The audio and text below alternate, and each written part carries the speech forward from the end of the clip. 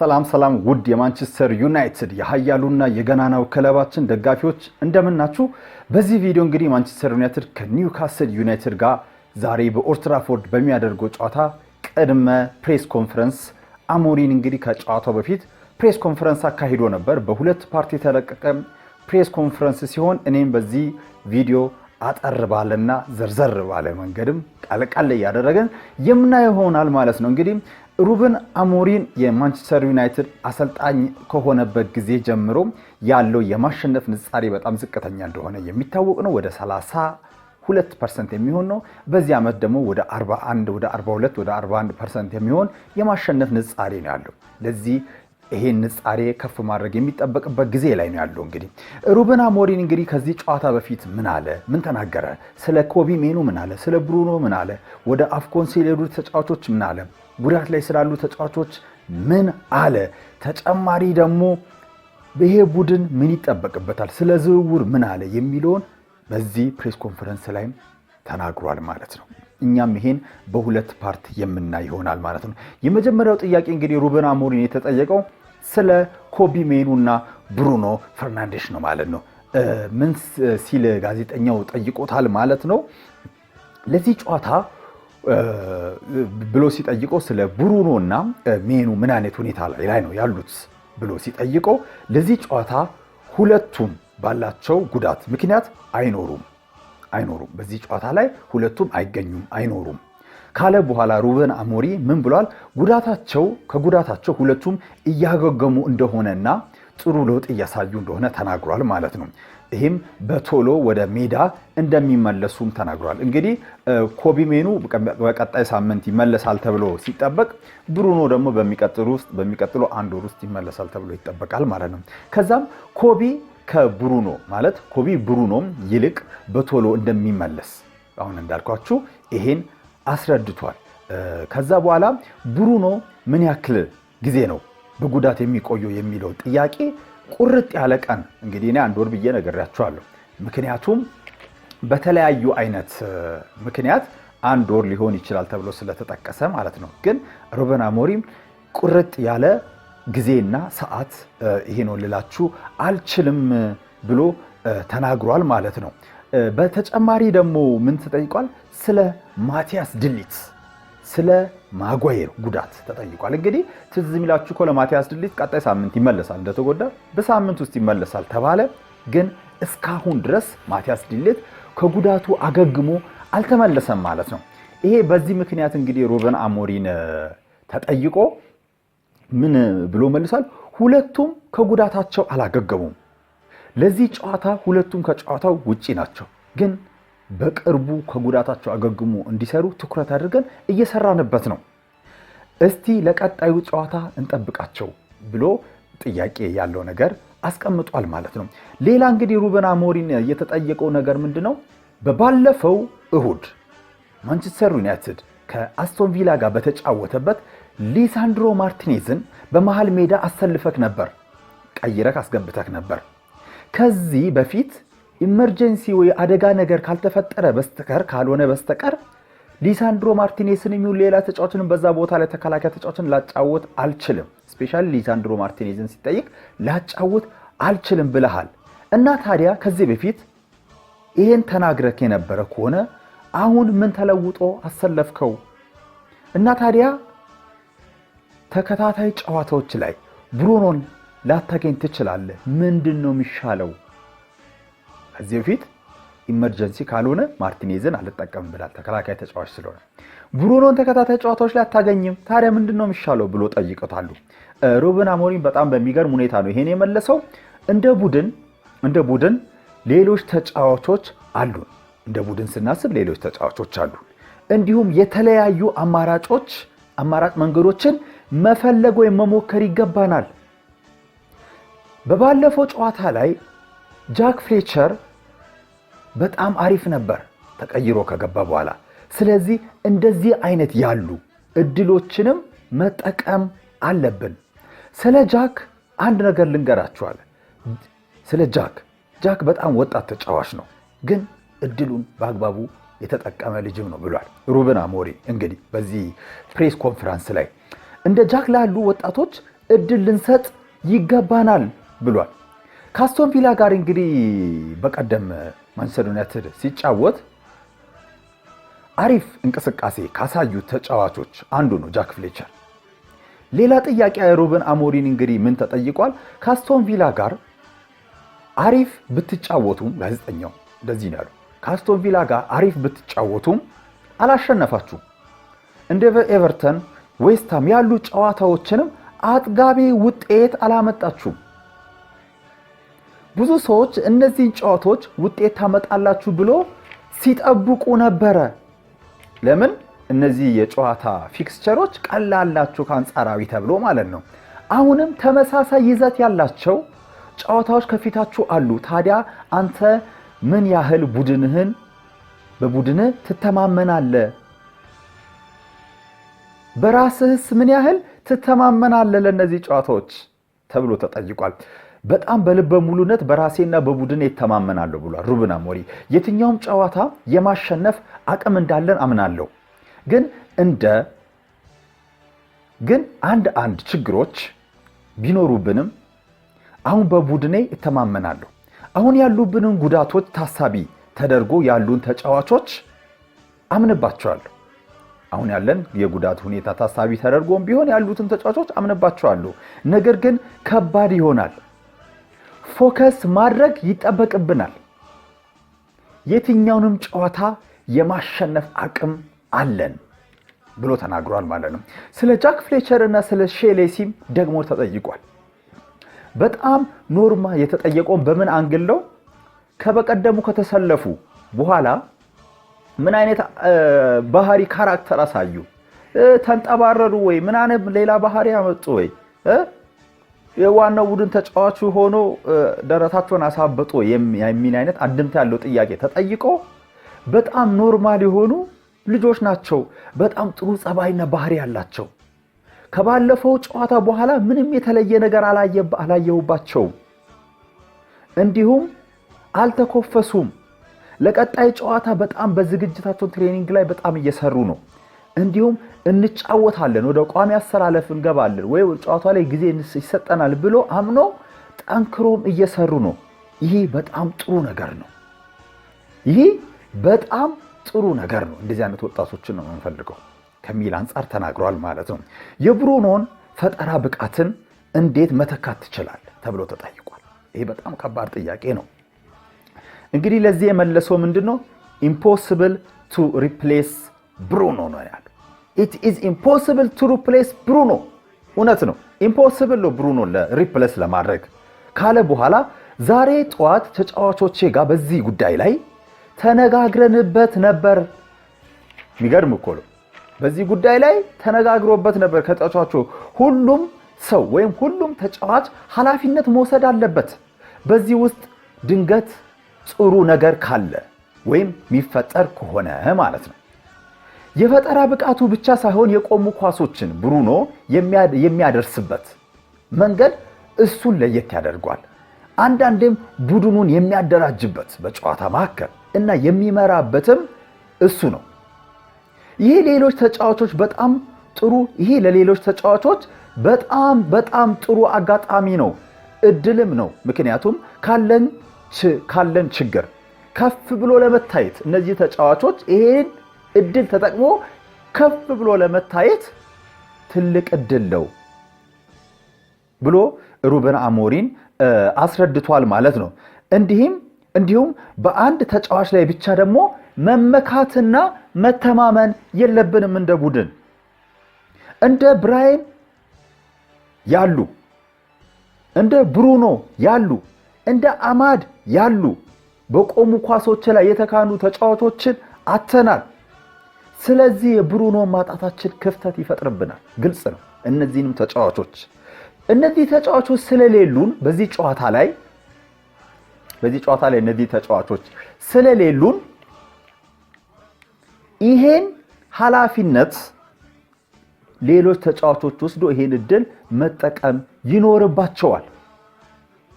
ብሩኖ ባለመኖሩ ምክንያት በችሎታ ከሚሰጠው ጥቅም ውጪ ምን ታጣለ? ብሩኖ ባለመኖሩ ምክንያት ብሩኖ ከሚሰጠው በችሎታ ሜዳ ላይ በችሎታ ከሚሰጠው ውጪ ተጨማሪ ምን ልታጣ ትችላለህ ተብሎ ተጠይቋል። ሁሉንም ነገር አጣለው ነው ያለው። እዚህ ጋር እንደ ማለቃቀስ ነው ያለው ሩበን አሞሪም። ነው ተነገራችሁ እንደ ማለቃቀስ ነው ያለው። ሁሉንም ነገር ነው ማጣው። ሁሉንም ነገር ካለ በኋላ አሞሪም ሁሉንም ነገር ነው ማጣው ካለ በኋላ በብሩኖ ያለ መኖር እሱ በሜዳ ላይ ያሉትን ሁሉንም ነገሮች ቦታቸውን በአግባቡ ይረዳቸዋል። ማን ምን ቃመውን ማለበት ኳሱ በየትኛው ደቂቃ ሲያጠቃ ቡድኑ ሲከላከል ምን አይነት ሁኔታ ላይ መሆን እንዳለበት ይሄን ይረዳዋል። ማን ብሩኖ ፈርናንዴሽ ለእያንዳንዱ ጥቃቅን ነገሮች ትኩረት ይሰጣል። የቆሙ ኳሶች ኖሮ ተጫዋቾች ሲቀየሩ ያ ተጫዋች ወጥቶ ሌላው ተጫዋች እስኪገባ ሌሎች ተጫዋቾች ምን አይነት ቦታ ላይ መቆም እንዳለባቸው ዲሲፕሊን ማድረግ እንዳለባቸው እንኳን የሚያሳያቸውና የሚመራቸው እሱ ነው። ይሄን ያክል ዕውቀቱ የመረዳት ችሎታው ከፍ ያለ ነው ሲል ተናግሯል ማለት ነው። ይሄ ደግሞ በተጨማሪ እንደዚህ ብሏል። ይሄ ለሊዛንድሮ ማርቲኔዝ፣ ለሉክሾ እንዲሁም ለሌሎቹ ትልቅ እድል ነው። ምክንያቱም በዚህ ነው መሪነታቸውን ኃላፊነት መውሰዳቸውን ማሳየት የሚችሉት። ይሄ ብሩኖ ላይ መከሰቱ የተለመደ ነገር አይደለም፣ ግን ተከስቷል።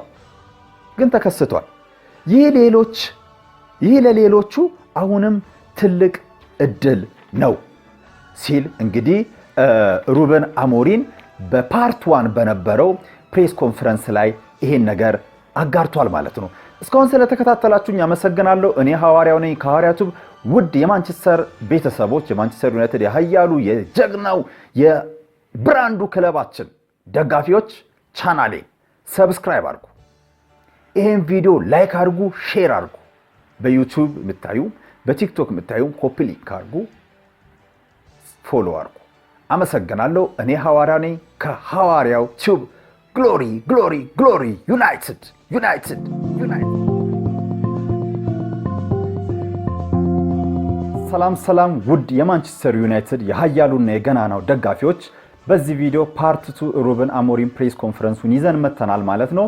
ባለፈው ቪዲዮ ላይ ከዚህ በፊት በነበረው ቪዲዮ ላይ ፓርት 1ን እንደተመለከትን እንግዲህ እንደምታውቁት ነው። ያላያችሁት እየሄዳችሁ ፓርት 1ን ተመልከቱ። በዛ ቪዲዮ ላይ ብዙ ቁም ነገሮችን አይተናል። ሩበን አሞሪም ምን አይነት አስተሳሰብ እንዳለውም ተረድተንበታል ማለት ነው። ሁለተኛው ፕሬስ ኮንፈረንስ ላይ በዚህኛው በጣም የሚገራርሙ ስለ ብሩኖ፣ ስለ ሜኑ፣ ስለ ወጣቶቹ ራሱ ሩበን አሞሪም የራሱን ፕላን ለምን ሊተው እንደፈለገ፣ ሲስተሙን ሊተው እንደፈለገ፣ ባለቤቶቹን ባካፕ እያደረጉት እንዳልሆነና እየደገፉት እንዳልሆነ የሚያሳዩ ነገሮችን በጃንዋሪ ትራንስፈር ዊንዶ ምንም አይነት ተጫዋች ማንቸስተር ዩናይትድ ላያስፈርም የሚችልበት እድል እንዳለን በዚህ ላይ አመላክቷል ማለት ነው። ይህንና የመሳሰሉትን በዚህ ፓርት የምናይ ይሆናል ማለት ነው። ዌልካም ቱ ፓርት 2 ሩበን አሞሪም ፕሬስ ኮንፈረንስ። እንግዲህ የመጀመሪያው ጥያቄ ሩበን አሞሪም የተጠየቀው ምንድነው የማጓየር እና የካሲሜሮ በዚህ ጃንዋሪ ላይ ከዚህ ጃንዋሪ በኋላ በራሳቸው ተደራድሮ በክረምቱ ሊለቁ ይችላሉ ወይ? ኮንትራታቸውን አያራዝሙም ወይ?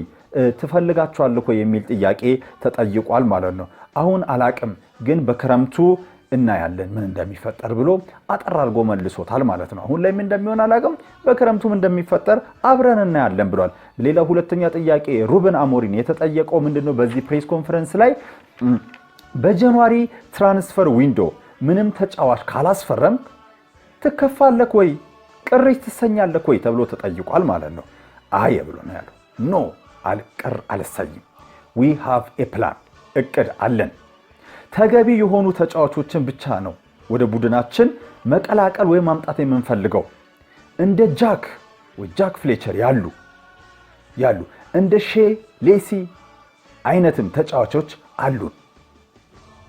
3 ሳምንት በኋላ እንደ አማድ፣ እነ ማዝራዊ፣ እነ ኢምቤሞ የመሳሰሉ ተጫዋቾች ከአፍኮን ይመለሳሉ።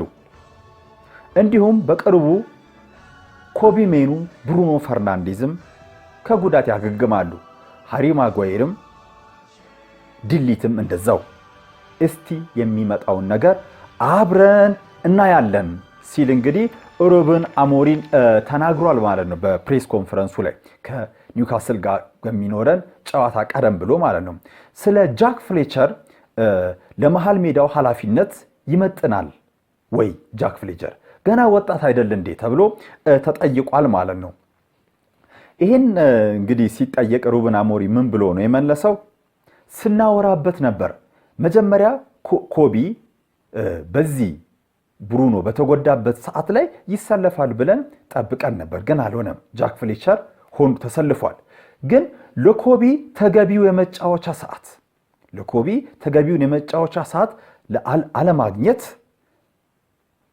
ይሄን ጉዳይ ትናንትና ስናወራበት ነበር።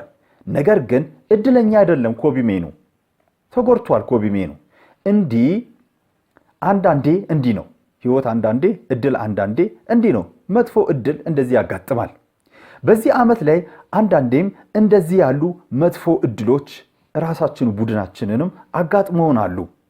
ሙሉ ስኳዳችንን ወይ ሙሉ ቡድናችንን ስንመለከተው በጣም ብዙ ጥራት ያለው ተጫዋቾች አሉን። ይህንን ማሻሻል የሚያሻሽልን ተጫዋች ካገኘን በጃንዋሪ ትራንስፈር ዊንዶ ማስፈረም እንፈልጋለን፣ ካልሆነ በክረምቱ ነው የምናስፈርመው ሲል የሆነች ቀለስ መለስ ያለች ፈገግታ ጨምሮ እንግዲህ ሩበን አሞሪም ተናግሯል ማለት ነው። ቀጠል አድርጎ እንግዲህ ቀጣይ ጥያቄ የተጠየቀው ሩበን አሞሪም ምንድነው? በጣም አሪፍ ጥያቄ ነው የተጠየቀው። በዛሬ ዓመት ከአትሌቲኮ ቢልባኦ ጋር በነበራችሁ ጨዋታ ላይ ስለ ዊንግ ባክና ስለ ዊንገር ልዩነት ስታወራ ነበረ ነው ያለው ጋዜጠኛ። ዊንግ ባኮችን ስንጠቀም ሞር አታኪንግ እንሆናለን። ዊንገሮችን ደግሞ ስንጠቀም ዊንግ ባኮችን ስንጠቀም ሞር አታኪንግ እንሆናለን። ጀስት ዊንገሮችን ምንድነው ዲፌንደሮችን ስንጠቀም ደግሞ ሞር ዲፌንዲንግ እንሆናለን የሚል ጥያቄ ሐሳብ አስረድት ተናግረ ነበር። ይሄን ነገር ልታብራራልን ትችላለህ ወይ? ሞር ልታስረዳን ትችላለህ ወይ የሚል ጥያቄ ተጠይቆ ነበር። እንደዚህ ብሎ መልሷል። ይህን ያልኩት ከአማድ ጋር በተያያዘ ነበረ።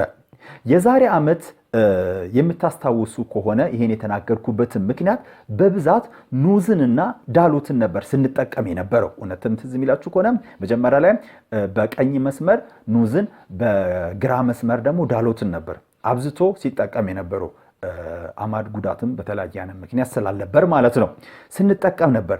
በዛ አንጻር ነው አማድ ቢኖር ምን ያክል ቡድኑ ፈጠራ ላይ አታኪንግ ላይ ይጨምራል የሚለውን ለማስረዳት ከዛ አንጻር ነው ዊንግ ባክ ቦታውን የሚጫወቱትን ተጫዋቾች ለእንትን ለማለት አይደለም ብሎ ተናግሯል ማለት ነው። አማድ ሲጫወትና በዊንግ ባክ ቦታ ላይ አማድ ሲጫወትና ሌሎቹ ሲጫወቱ ሲስተማችን ላይ ራሱ ለውጥ ወይ ልዩነት ያመጣል። ይሄን ደግሞ የሚታይ ነገር ነው።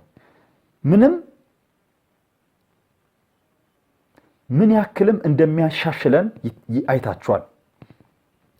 እናንተም ሁሌም ሲስተም እያላችሁ ጥያቄያችሁን አታቆሙም፣ ትጠይቃላችሁ። ግን እኛ ያሉንን ተጫዋቾች ጥንካሬ መሰረት አድርገን ነው የምንጫወተው። ይሄ የዊንግ ባክ ቦታ ለእኛ ያጫወት በጣም ወሳኝ ቦታ ነው። ነገር ግን ተገቢውን ተጫዋች እዚህ ቦታ ላይ ማምጣት እና ፐርፌክት የሆነውን 3-4-3 ለመጫወት ብዙ ገንዘብ ወይ ብዙ ወጪ ያስወጣናል። ብዙ ገንዘብ ወይ ብዙ ወጪ ያስወጣናል ካለ በኋላ ሩበን አሞሪም እንዲሁም ብዙ ጊዜ ይፈልግብናል እዚህ ቦታ ላይ እንደዚህ አይነት ተጫዋቾችን ይቅርታ እንዴ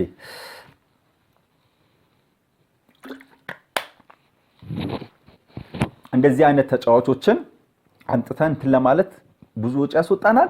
እንዲሁም በተጨማሪ ደግሞ ብዙ ገንዘብ ብዙ ጊዜ ይወስድብናል።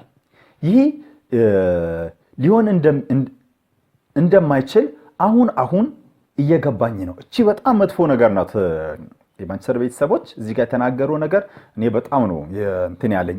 አሁን ይሄ ሊሆን እንደማይችል አሁን እየገባኝ ነው። ስለዚህ እኔ ሲስተሜን አዳፕት ወይም ማሻሻል ማድረጊያ አለብኝ።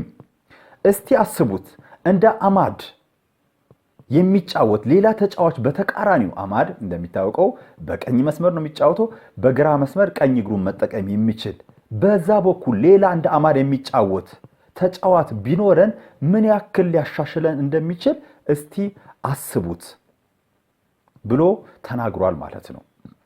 ትንሽ ያልወደድኳት ሲስተሜን ትዊክ አረጋለሁ ያላት ያለችው ነገር ተጫዋች የሚፈልገውን እንግዲህ እንደሚታወቅ ነው ኢኒዮሶችና ስፔሻሊ ግሌዘሮች አሰልጣኝ ያመጣሉ የሚፈልጉትን ተጫዋቾች አይገዙላትም። በኦሊ ጊዜ በሶልሻየር ጊዜ በቴና ጊዜ ደጋግመን አይተናል። እንደውም በሰሞኑ እንደሰማችሁት ሶልሻየር እንዲመጡለት የፈለጋቸው ተጫዋቾች እንደ ሃላንድ ያሉት እንደ ዴክላን ራይስ ያሉት እንደ ቤሊንጋም ያሉት ተጫዋቾች ይምጡልኝ እያለ ማንን ነው ያመጡለት? እነ ዛላታንን ምናምንን እሱ የማይፈልጋቸውን እንደ ዶኒ ቫንደቢክም ምናምን ነው ቀራቀምቦ ይሰበሰቡለት ማለት ነው። ዘላታን ቀራቀምቦ ነው ያልኳችሁ ሳይሆን ኦልሞስት ዘላታን ካረጀ በኋላ ስለመጣ ማለት ነው። እና ዘላታን በሞሪኒዮ ጊዜ ነው የመጣ እንደ ዶኒ ቫንደቢክ ያሉትን ተጫዋቾች አምጥተውለታል። አሁንም ሩበን ላይ ይሄን ነገር ሊያደርጉ እየሞከሩ ነው ማለት ነው። በጣም ያሳዝን ነገር ነው። እንግዲህ እንደዚህ ብሏል ማለት ነው። ሩበን አሞሪም እንደዚህ ተብሎ ተጠይቋል ማለት ነው። በግራ በኩል እንደ አማድ የሚጫወት ተጫዋች ነው የምትፈልገው ተብሎ ሲጠየቅ አዎ ለወደፊቱ ያስፈልገናል፣ ግን ይህን ማግኘት ከባድ ነው። እስቲ አስቡት እንደ ብራያን የሚጫወት አለ ደግሞ አማድ ቅድም እንዳል አሁን ደግሞ እንደ ብራያን ኤምቤሞ የሚጫወት የቀኝ እግር ተጫዋች ቢኖረን ምን ያክል አሁንም እንደሚያሻሽለን። በዚህ ቦታ ላይ ኩኛና ሜሰን ማውንት ነው የሚጫወቱት። እነሱ ግን አሁን የሚጫወቱበት ቦታ አሁን የሚጫወቱበት ቦታ የሚመጠናቸው አይደለም። እነሱ 10 ቁጥሮች ናቸው እንጂ ዊንገር አይደሉም።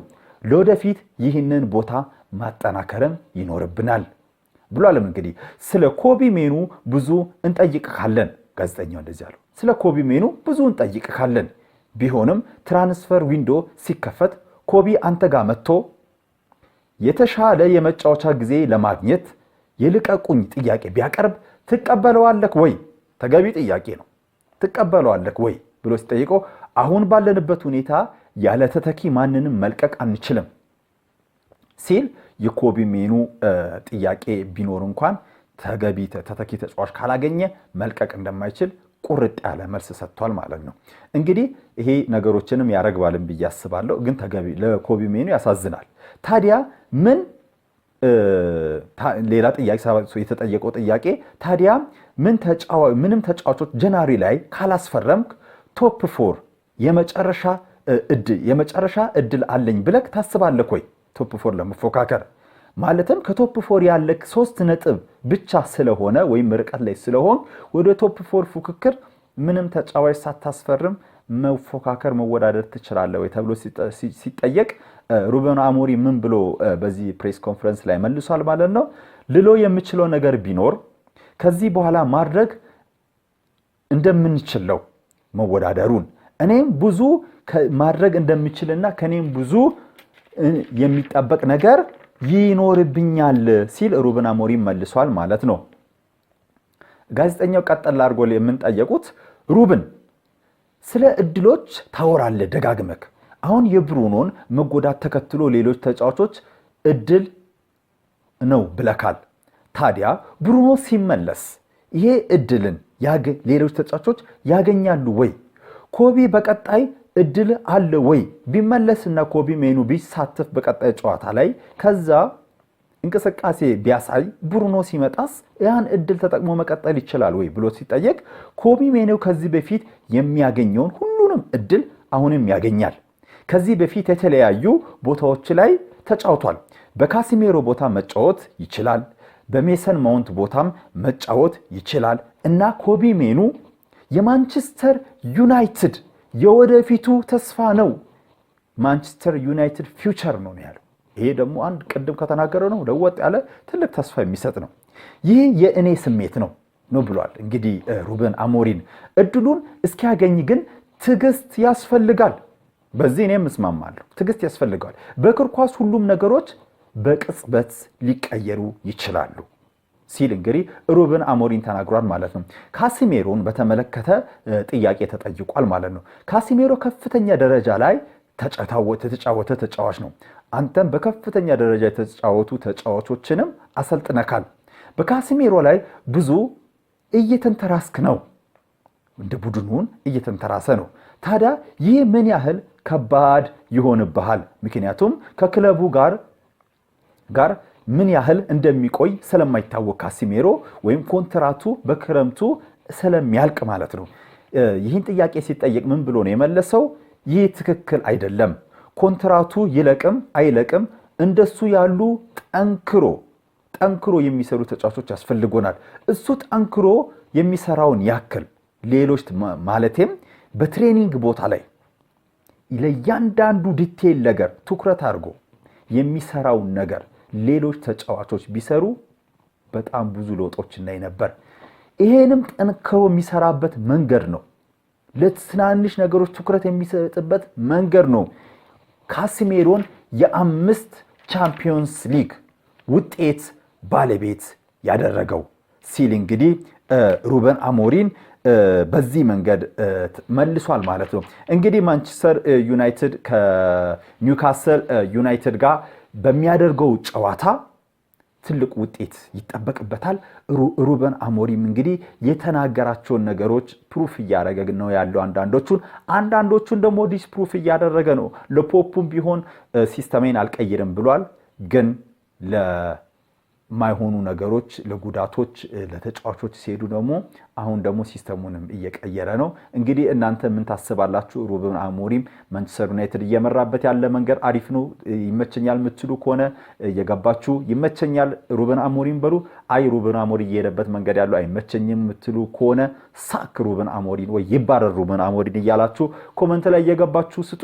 እኔ ሐዋርያው ነበርኩ ከሐዋርያችሁ። ይሄ ስለ ታላቁና ገናናው ማንቸስተር ዩናይትድ ያቀረብኩላችሁ ዜና ወይም ትንተና ነው የሩበን አሞሪም። ስለምትከታተሉኝ አመሰግናለሁ። ቻናሌን ሰብስክራይብ አድርጉ። በተጨማሪ ደግሞ ይሄን ቪዲዮ ላይክ አድርጉ። ቲክቶክ ላይም በሌላ ሶሻል ሚዲያ ላይ የምታዩ ፎሎ አድርጉ፣ ሼር አድርጉ። ስለተከታተላችሁኝ አመሰግናለሁ። ዩናይትድ ዩናይትድ ዩናይትድ ግሎሪ ግሎሪ ዩናይትድ